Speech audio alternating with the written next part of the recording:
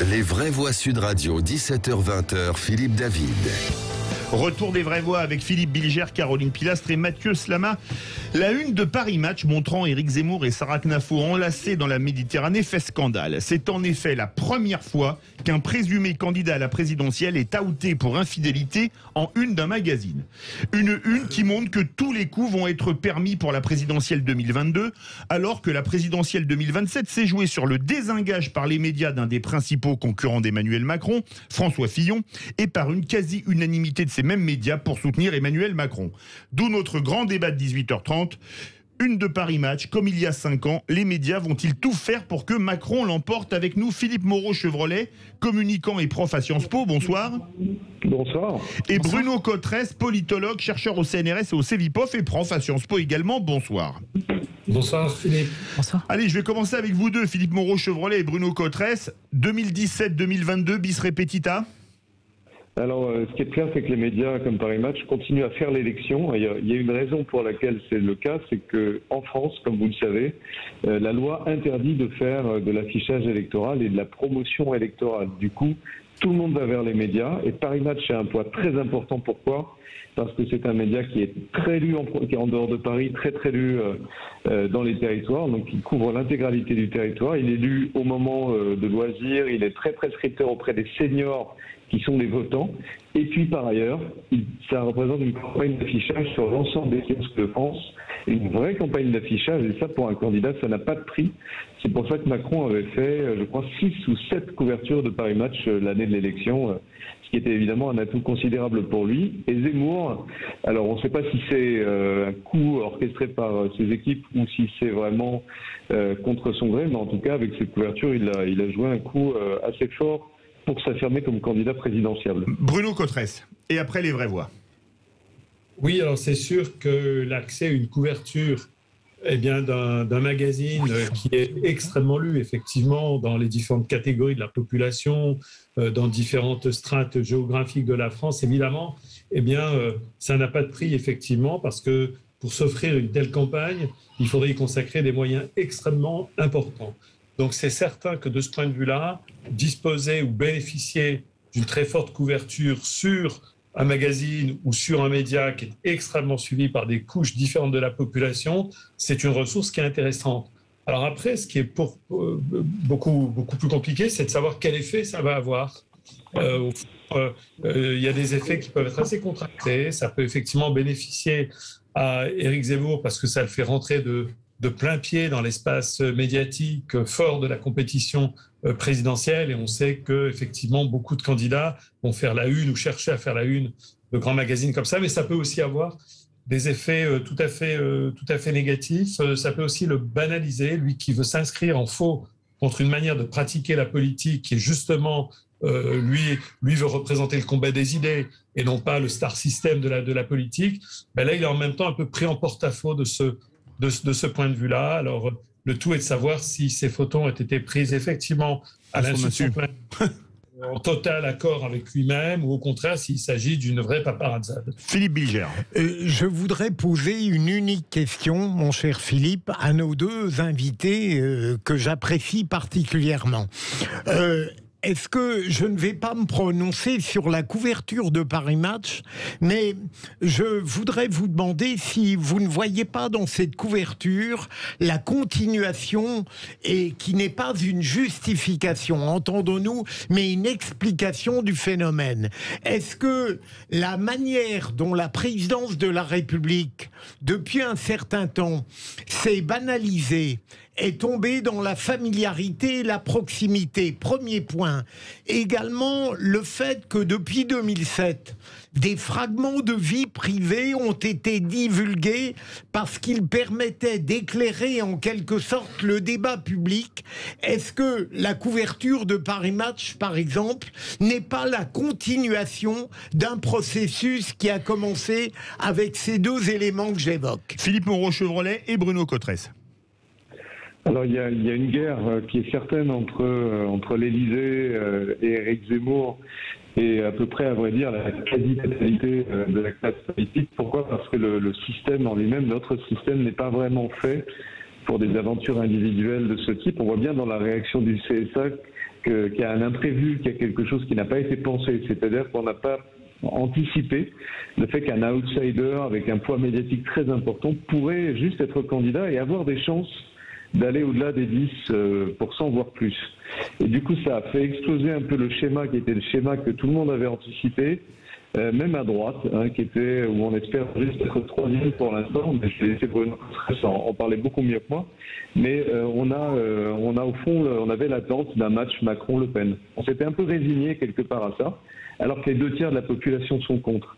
Donc on voit bien qu'il y a une réaction de défense, mais je dirais de l'ensemble de la classe politique face à l'OVNI Zemmour et au défi que ça représente à tous les niveaux. Il a une surface médiatique incroyable, il a un fan club et en même temps des idées qui sont des idées très dures, très à droite, très marquées.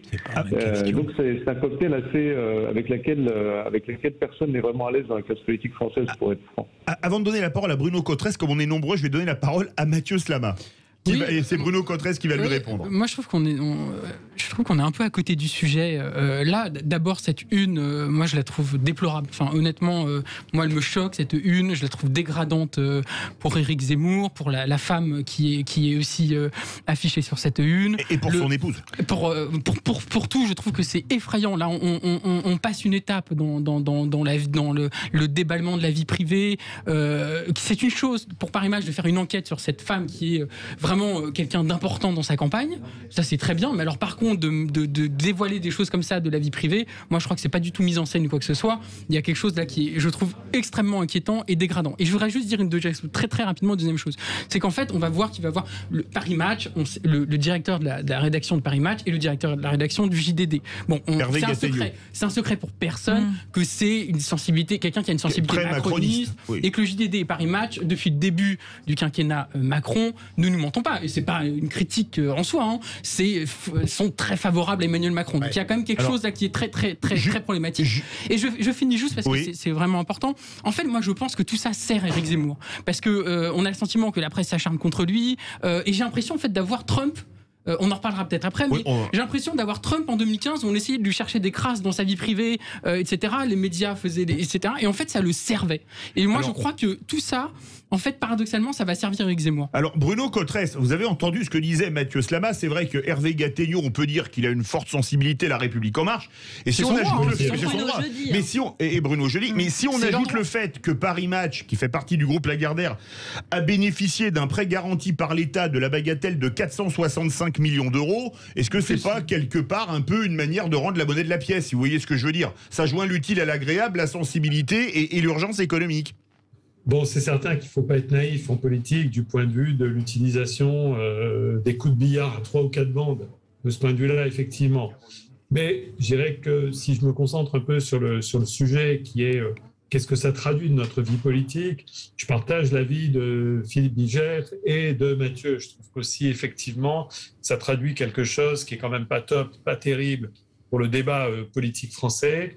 À un moment donné, où, rappelons-le quand même, l'image qu'ont les Français des politiques, c'est l'image, au fond, d'un club qui vit complètement en dehors du pays, qui a sa propre circonscription, d'une certaine manière, qui vit complètement en dehors, qui a son propre vocabulaire, ses propres mœurs, ses propres normes, une sorte de club d'intouchables, d'une certaine manière.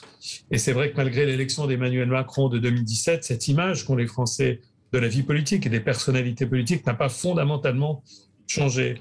Et de ce point de vue-là, c'est vrai que cette une de Paris Match, si elle peut, au fond, visibiliser la vie publique et privée d'Éric Zemmour, en même temps, ça n'est pas quelque chose qui fait beaucoup de bien à l'état du débat public. Et effectivement, je trouve aussi que, sauf effectivement à ce que la personne qui accompagnait ce jour-là Éric Zemmour eut un rôle politique éminent dans sa campagne, et que ce rôle soit assumé complètement par les individus concernés, on a là une intrusion dans la vie privée qui est tout à fait diabolique. Ça, c'est absolument certain.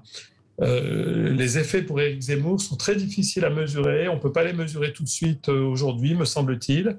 C'est des effets sans aucun doute dans plusieurs directions. Il va être un peu mis en porte-à-faux quand même, je le disais tout à l'heure. Lui qui veut porter une image de pureté du combat des et qui ne se présente que comme le défenseur de la famille, même, monsieur. Le défenseur aussi. Oui, enfin, il n'est pas puritain non plus. Hein. Non. Voilà. Ça, je suis pas d'accord. Il va être mis un peu en porte-à-faux sur l'idée que lui a toujours combattu la personnalisation par la vie privée, la mise en scène de la vie privée. Et donc, si jamais les révélations sont qu'au fond, il a été plus ou moins consentant, alors là, ça sera assez terrible. Ça sera effectivement terrible pour lui. Et encore une fois, ça peut aussi le banaliser, c'est-à-dire qu'il est après un homme politique comme les autres, joue avec les médias, il met en scène sa vie privée. Et que l'électeur français moyen n'est pas le puritain américain. Caroline Pilastre. Écoutez, le slogan de match n'a jamais été autant d'actualité. Le poids des mots, le choc des photos, c'est exactement ça. Alors moi, je suis un peu en désaccord avec vous tous, c'est-à-dire que mon analyse politique est que c'est 50-50. C'est-à-dire que soit ça va humaniser Zemmour, soit ça va le desservir auprès de sa frange conservatrice, parce qu'il y a quand même beaucoup de focuserie. C'est un homme avec ses failles. Là, il est en pleine contradiction. Mais surtout, la question que je me pose... Je ne sais pas si c'est une fausse paparazzade ou s'il a été pris à son insu. Quoi qu'il en soit, moi aussi, je ne suis pas pour l'exposition de la vie privée. Parce que regardez ce qui s'est passé pour Griveaux, c'était lamentable. Hollande, pardonnez-moi, mais qui s'est joué en mode Daft Punk en allant apporter des croissants à sa maîtresse, du temps où il était quand même avec l'officiel qui se trouvait à l'Élysée. Donc c'est pas Jojo. Mais je me dis surtout que cette conseillère, qui est une magistrate à la Cour des comptes, est totalement déconnectée. Où est-ce qu'elle a bien fait son travail? Vous allez m'expliquer? Parce qu'elle ne se dit pas que c'est un homme qui est en plein dans la médiatisation en ce moment. Il y a un focus total sur lui et que tous ses faits et gestes vont être décryptés. Philippe Moreau-Chevrolet. Je me dis que ces gens, justement, sont déconnectés. Philippe Moreau-Chevrolet, est-ce qu'il a mal fait? Alors, si c'est pas manigancé, si c'est pas une affaire arrangée, est-ce qu'il a mal joué le coup en pensant qu'on allait, vous me passerez l'expression, lui chercher des noises? Alors, je pense qu'il a plutôt bien fait de communiquer comme ça. Il y a une raison pour laquelle il l'a fait. Je pense que ça peut pas être totalement volé au sens où l'endroit est tellement public. Il sait très bien qu'il est surveillé en permanence. Je veux dire, à minima, il y avait une forme de complicité, on va dire passive, quoi. C'est difficile de ne pas se rendre compte que quand on est sur une plage du sud de la France avec l'exposition qu'il a, on risque pas d'avoir ce type de photos qui sortent. Ensuite, le photographe était avec eux en permanence, donc c'est un peu bizarre, si vous voulez. Moi, je trouve que c'est plutôt une bonne communication pour une raison. C'est que depuis le début, il sait que ses affaires personnelles, ces histoires de couple qui sont un peu compliquées, cette notoriété publique à Paris en tout cas, ça risque de sortir et de l'affaiblir. Donc autant les faire exploser tout de suite. C'est aussi ce qu'a fait Emmanuel Macron, souvenez-vous, à l'époque où il annonce qu'il est avec Brigitte Macron et qu'on raconte cette histoire, au tout début, c'était un peu polémique. On entendait la droite dire attention... c'est un peu suspect cette histoire. Mathieu Gallet, etc. Voilà. Bon, il a démenti tout ça de manière extrêmement habile très tôt, et ça a permis d'évacuer ça du débat. Je pense que c'est ce qu'essaye de faire Éric Zemmour. Et puis il faut savoir quand même une chose. Quand vous devenez un people en politique, c'est le cas de Zemmour et c'est aussi le cas de Marion Maréchal Le Pen, qui fait la couverture de Voici pour son mariage par exemple. Vous devenez une personne, on va dire, un peu bankable en politique, beaucoup plus que les autres. Alors, on part au 0826 300 300. Le sujet fait beaucoup réagir. Bonsoir, Julien. Bonsoir, Philippe. Bonsoir aux vrais voix et à vos invités. Qu'est-ce que vous en pensez, vous? Bah écoutez, moi je voulais réagir suite à votre question Twitter. Là, effectivement, est-ce que les médias vont faire réélire Macron? Vont tout faire pour que Emmanuel Macron l'emporte. Et sur la couverture, bah écoutez, sur la couverture, moi comme ça a été dit, je suis pas très choqué. C'est-à-dire que moi je pense que c'est un jeu de rôle. Il sait très bien qu'à un moment donné, il sera suivi, il y aura des photos, et puis il jouera à l'indignation. Quant aux médias, bah, évidemment, effectivement, je pense que tout est fait dans les rédactions. On le sait très bien en off, comme on dit, que le système roule pour Macron. Les chaînes d'infos en continu lui déroulent le tapis rouge, et que les médias ainsi que les instituts de sondage influencent très largement les Français et font tout pour qu'il soit réélu. Ça, on le sait, c'est pas une nouveauté. Mais moi, ce que je voudrais dire, je pense que, si vous voulez, la deuxième jambe du système aujourd'hui, c'était Marine Le Pen, qui aujourd'hui, c'est pas moi qui le dis, c'est Monsieur Zemmour, ne gagnera jamais. Donc comme les Français, je pense, ont de plus en plus compris que le rassemblement familial, en fait, était une escroquerie et qu'il ne voulait pas être élu, il ne serait pas au pouvoir, et bien Zemmour est un petit peu cette deuxième jambe qui fait que vous mettiez Pécresse, Macron, Barnier ou autre, bah, de toute façon, vous aurez la même politique puisque tout est décidé ailleurs et que la feuille de route de Bruxelles et de la Banque Centrale Européenne est déjà le cas. Je finis juste une chose et je vous laisse la parole. Et on va faire réagir Bruno Cotresse. Et je voudrais juste dire une chose, et notamment, effectivement, les médias jouent ce jeu-là pour qu'ils soient réélus, mais plus grave, vous avez vu qu'aujourd'hui, c'était il y a 2 jours, vous avez des députés qui ont déposé un projet de loi pour instaurer le vote par correspondance. Donc je vous laisse imaginer entre les influences que les médias ont sur les Français, plus le vote par correspondance pour ceux qui n'auront pas de passe sanitaire, vous avez le cocktail explosif pour truander les élections en 2022. Voilà ce que j'en dis. Merci beaucoup Julien du Val-de-Marne. Bruno Cotresse, vous entendez Julien? Est-ce que quelque part, il dit clairement, on a compris que Marine Le Pen perdrait à tous les coups, et d'ailleurs Macron le répète à l'envi, donc Zemmour peut être dangereux, donc on détruit Zemmour?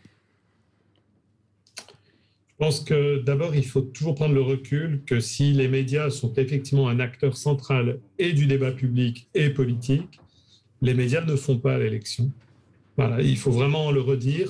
Les motivations des votes des électeurs sont des motivations qui sont plurielles et qui viennent de loin, y compris si les médias canardent tous en direction d'un seul candidat, le chargent, l'attaque, ou au contraire passent leur journée à faire ses louanges. Là, à nouveau, ça va avoir des effets qui sont toujours des effets dans plusieurs directions. Ça ne va pas que dans une direction. Admettons même que les médias auraient ce projet de vouloir faire réélire Emmanuel Macron. Le ferait-il que des électeurs vont réagir de manière très opposée à ça? Justement, et la preuve, c'est les réactions de notre auditeur qui, justement, s'indigne et trouve que ça va renforcer encore plus pour ne pas souhaiter qu'Emmanuel Macron soit réélu. Donc voilà, il y a des effets qui sont toujours des effets un peu contradictoires et pluriels. Après, sur l'autre question, qui est la question de savoir si Marine Le Pen sera jamais réélue et que du coup, pour Emmanuel Macron, le danger, c'est Éric Zemmour. Je pense que le vrai danger que représente Éric Zemmour pour Emmanuel Macron aujourd'hui serait justement d'empêcher la qualification de Marine Le Pen au 2e tour. Parce que si Marine Le Pen n'est pas qualifiée au 2e tour, c'est pas impossible qu'un candidat de la droite se qualifie au 2e tour à ce moment-là. Et le vrai danger pour Emmanuel Macron, c'est d'être opposé à une solide candidature du centre droit, en fait. Alors, très court, Philippe Bilger et Mathieu Slama, très court. Philippe Monro-Chevrelet. Non, il est parti, la ligne a coupé. Il est parti, ah bon, c'était à lui que j'adressais, mais je peux le dire à Bruno, ce qu'il disait était assez juste. Au fond, est-ce que derrière tout ça, il n'y aurait peut-être pas une volonté au moins tactique d'oublier les charges de Mediapart contre Éric Zemmour sur ses relations avec les femmes? Parce qu'en quelque sorte, ça pourrait noyer ce qui précédait. Mathieu Slama en 15 secondes et Bruno Cotresse en 15 secondes. Ouais, alors, plusieurs choses. Moi, je crois que, au contraire, les médias sont très importants et vont jouer un rôle quand même immense dans ce qui va se passer. Moi, je compare vraiment Éric Zemmour à Trump. C'est-à-dire que c'est un monstre médiatique. Une partie des médias vont le diaboliser, comme c'est le cas avec ce qui se passe actuellement et ça va se passer. Et en fait, ça va être à son avantage parce qu'il va utiliser toute cette négativité entre les terrains pour dire, vous voyez, moi je suis le candidat hors système contre les médias, etc. Donc en réalité, ça va jouer à la fois dans sa couverture médiatique et en même temps dans ce qu'il pourra dire, j'ai les médias contre moi, regardez, je suis le candidat hors système. Bruno Cotresse en 15 secondes, non Philippe Bilger, pour répondre à Philippe Bilger et à Mathieu Slama, mais en 15 secondes. Très vite, moi je parlais des motivations des électeurs. Ce qui motive les électeurs, considérations idéologiques, ce sont des ancrages sociologiques. Et ça, les médias de ce point de vue-là vont formater l'espace du débat de la campagne électorale, mais les motivations des électeurs vont reposer sur cette question profonde. Et sur la question de Éric Zemmour et des médias et d'étouffer évidemment en allumant le feu très vite de se propage, je ne suis pas sûr que ce n'est pas l'effet rigoureusement inverse. Au contraire, donner envie à beaucoup de journalistes d'aller gratter du côté de la vie privée d'Éric Zemmour. Merci beaucoup Bruno Cotresse, politologue, chercheur au CNRS et au CEVIPOF et prof à Sciences Po, Philippe Monro-Chevrelet, communicant et prof à Sciences Po. Verdict sur Twitter, vous êtes 96,7% à penser que les médias vont tout faire pour qu'Emmanuel Macron l'emporte. Dans quelques instants, comme tous les soirs, on part en région, on part à Lucin-Sauveur pour la foire à la côtelette, ça commence demain dans les Hautes-Pyrénées.